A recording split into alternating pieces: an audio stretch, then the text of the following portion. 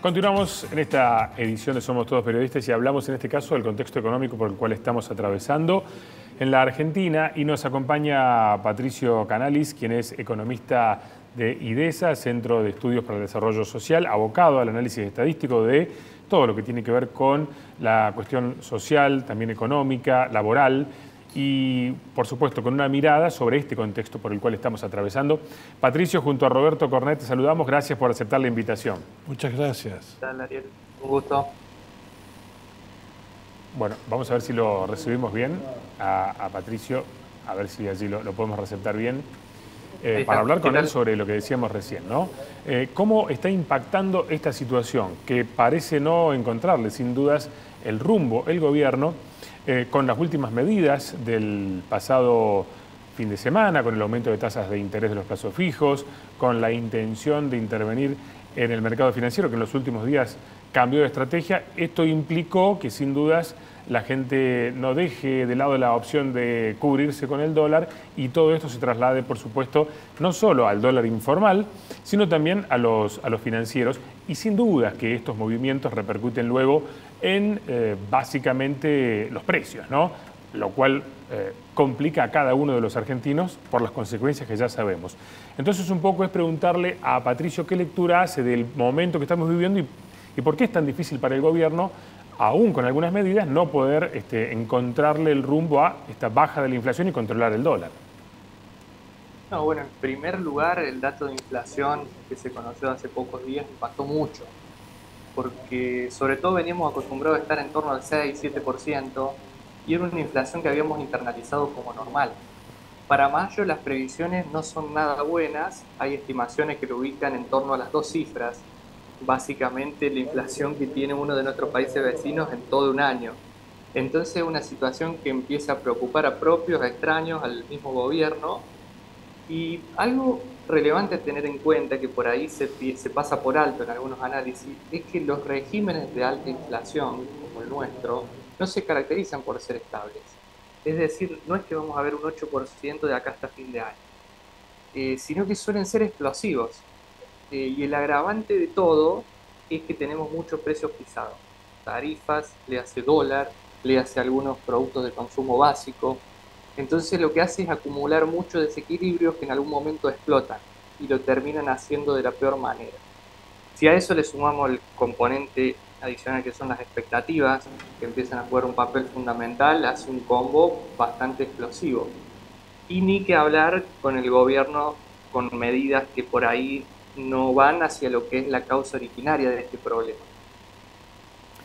Claro, y en este sentido, Patricio, aparecen, por supuesto, ya está en la agenda económica, la idea de que la dolarización puede ser la solución como una medida para estabilizar básicamente este problema inflacionario, pero aparecen muchas críticas. Inclusive este viernes el propio ministro de Economía, Sergio Massa, se pronunció en contra, haciendo referencia a que un salario rondaría los $100 y el dólar cotizaría a 1.900 pesos.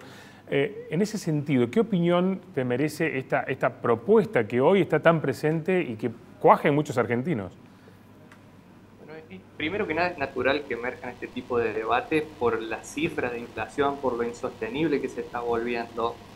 Pero a pesar de haber ganado un lugar bastante importante en la discusión pública, hay que decir que no es una solución perdurable. Obviamente no va a haber más inflación por cuestiones obvias, por definición, pero tiene también otras cuestiones criticables. Lo principal es que si dolarizás, también necesitas mantener disciplina fiscal, porque si te va mal no te va a poder rescatar el Banco Central. Pero a la vez, si se garantiza disciplina fiscal, entonces no sería necesaria la dolarización. Entonces entramos como en una misma dicotomía. Lo principal a entender es que si no se resuelve la pata fiscal, la dolarización va a terminar siendo una reforma reversible.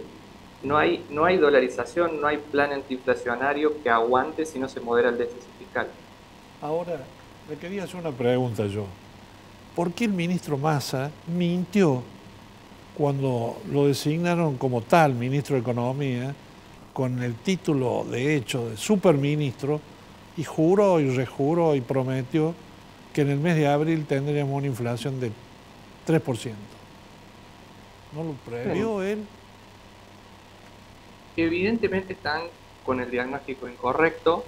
El plan evidentemente está haciendo llegar a las elecciones.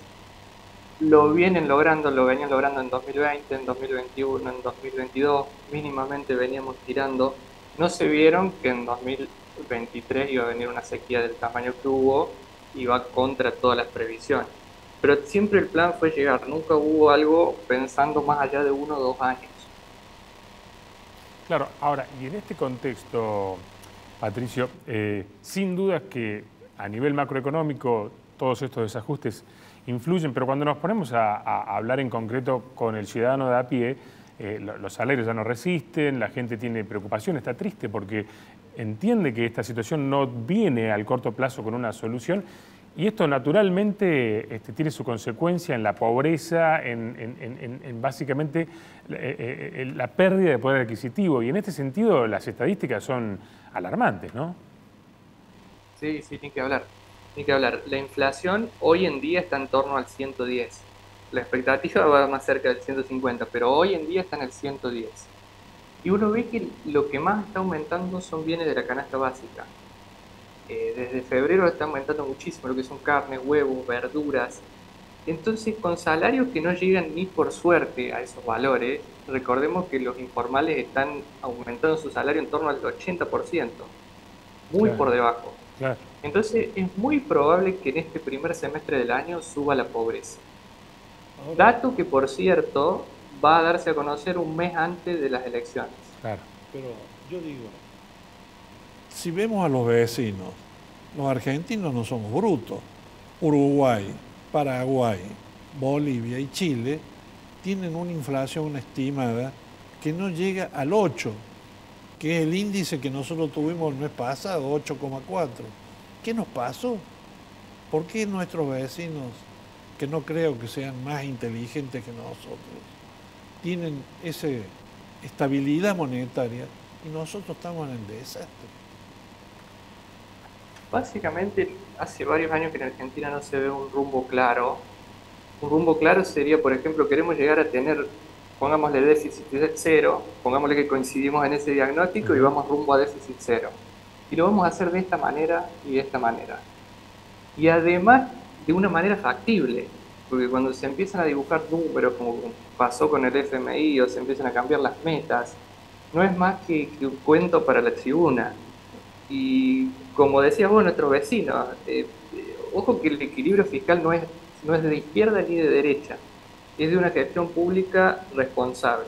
Y lo hemos visto en gobiernos de Lula, en gobiernos de Evo Morales, Uruguay de izquierda a derecha, en Chile, y menos aún es de izquierda a derecha financiar esos déficits con emisión monetaria, que es lo que está causando la inflación. Entonces uno ve que la racionalidad pediría ir por un lado y las medidas que se están tomando van por otro.